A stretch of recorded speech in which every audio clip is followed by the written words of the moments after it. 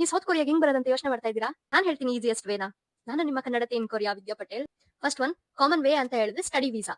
ಯೂನಿವರ್ಸಿಟೀಸ್ಗಳಿಗೆ bachelor, masters ಹಾಗೂ PhD ಮತ್ತು Korean language ಕೋರ್ಸಸ್ಗಳಿಗೆ ಅಪ್ಲೈ ಮಾಡಿ D2 ಹಾಗೂ D4 ವೀಸಾ ಮುಖಾಂತರ ನೀವು ಸೌತ್ ಕೊರಿಯಾಗೆ ಬರ್ಬೋದು. ಸೆಕೆಂಡ್ ಒನ್ ಬಂದು ಟೂರಿಸ್ಟ್ ವೀಸಾ. ನೀವೇನಾದ್ರೂ ಸೌತ್ ಕೊರಿಯಾಗೆ ಟ್ರಿಪ್ ಬರಬೇಕು ಅಂತ ಇದ್ದೀರಾ ಅಂದ್ರೆ C3 ವೀಸಾ ಮುಖಾಂತರ ಸೌತ್ ಕೊರಿಯಾಗೆ ಬರಬೇಕಾಗುತ್ತೆ. ಇದು 90 ಡೇಸ್ ಮಾತ್ರ ವ್ಯಾಲಿಡ್ ಇರುತ್ತೆ.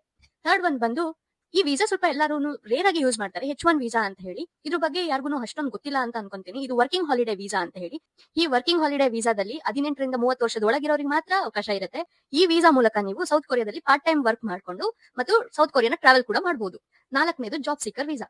ನೀವು ಯಾವ್ದಾದ್ರು ಕೊರಿಯನ್ ಕಂಪನಿಗಳಿಗೆ ಅಪ್ಲೈ ಮಾಡಿ ನಿಮಗೆ ಆಫರ್ ಸಿಕ್ಕಿದ್ರೆ ಈ 7 ವೀಸಾ ಮುಖಾಂತರ ನೀವು ಸೌತ್ ಕೊರಿಯಾಗೆ ಬರಬಹುದು. ಹಾಗೂ ಫ್ಯಾಕ್ಟರಿ ಮತ್ತೆ ಲೇಬರ್ ವರ್ಕ್ ಗಳಿಗೆ E9 ವೀಸಾ ಮುಖಾಂತರ ನೀವು ಸೌತ್ ಕೊರಿಯಾಗೆ ಬರಬಹುದು. ಇನ್ನು ಹಲವಾರು ವೀಸಾ ಟೈಪ್ ಗಳಿದೆ. ಆದ್ರೆ ನೀವು ಸೌತ್ ಕೊರಿಯಾ ಬಂದಾದ್ಮೇಲೆ ವೀಸಾ ಟೈಪ್ ಗಳು ಅಪ್ಲಿಕೇಬಲ್ ಆಗುತ್ತೆ.